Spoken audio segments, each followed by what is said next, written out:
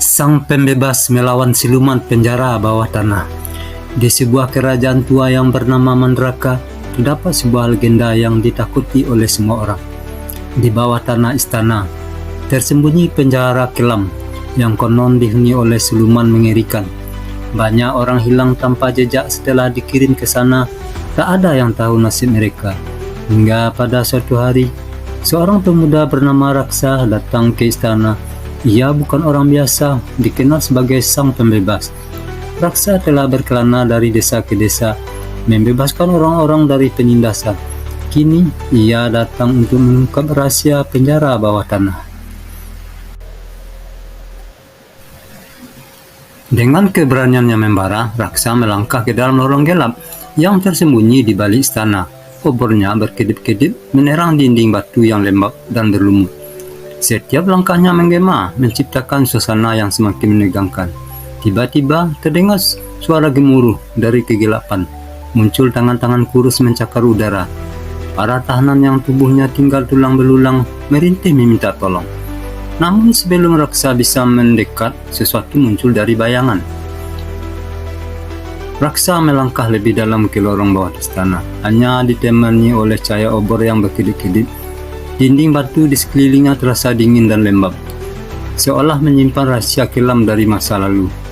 Suara langkah kakinya menggema di sepanjang lorong sempit yang berliku.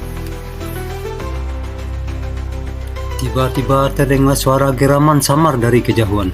Raksa berhenti, mengencangkan genggaman pada pedangnya. Ada sesuatu yang mengawasinya dari kegelapan. Ia melanjutkan perjalanan, namun kali ini lebih waspada. Di beberapa sudut lorong, terlihat ukiran-ukiran kuno di dinding. Gambar makhluk-makhluk mengerikan yang tampak seperti peringatan. Di langit-langit, kelelawar berterbangan dengan sayap tipis yang menciptakan bayangan menyeramkan. Saat Raksa hampir mencapai ujung lorong, tiba-tiba lantai di bawahnya bergemuruh. Dari celah-celah dinding, muncul sosok-sosok bayangan berbentuk humanoid dengan mata berkilauan. Seperti roh-roh penasaran yang terjebak di tempat ini selama berabad-abad. Raksa mengangkat obornya lebih tinggi, melihat dengan jelas wajah-wajah samar yang menatapnya penuh kebencian. Mereka mengerang, mendekat perlahan, seakan mencoba menghalanginya agar tidak melangkah lebih jauh. Dengan hati berdebar, Raksa mengunus pedangnya. Apa yang akan terjadi selanjutnya? Sesosok makhluk besar dengan mata merah menyala muncul dari balik jeruji besi.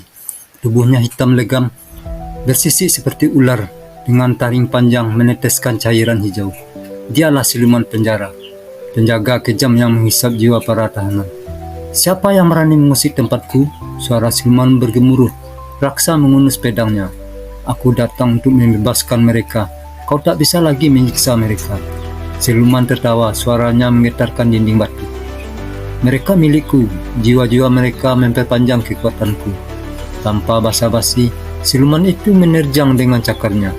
Raksa menghindar dengan gesit, pedangnya berkilat di kegelapan.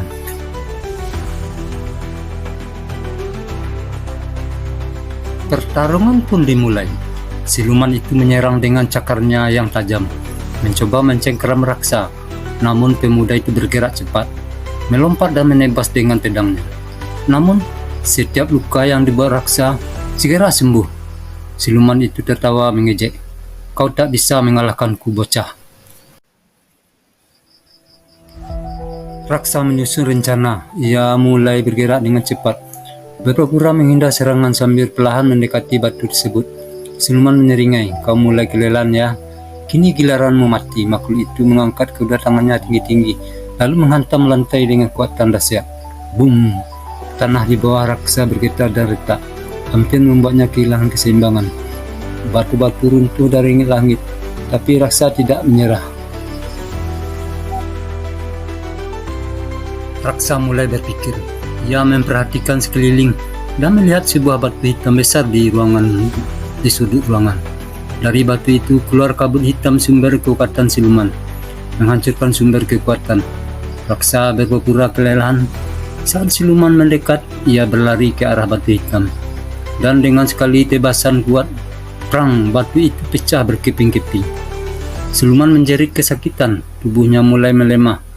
Kulitnya retak dan akhirnya meledak menjadi debu. Pembebasan para tahanan. Begitu siluman lenyap, para tahanan mulai sadar. Tubuh mereka kembali kuat dan jeruji penjara terbuka dengan sendirinya. Raksa tersenyum melihat mereka bebas. Kini tak ada lagi yang harus takut akan penjara ini. Begitu siluman lenyap, jeruji besi mengurung para tahanan terbuka dengan sendirinya. Para tahanan yang semula tak bernyawa, kini mulai sadar dan perlahan bangkit. Raksa tersenyum. Kalian bebas sekarang. Para tahanan menangis haru. Mereka keluar dari penjara bawah tanah, melihat matahari untuk pertama kalinya setelah bertahun-tahun. Sejak saat itu, penjara bawah tanah Mandraka ditutup selamanya, dan legenda Raksa, sang pembebas, dikenang turun-temurun.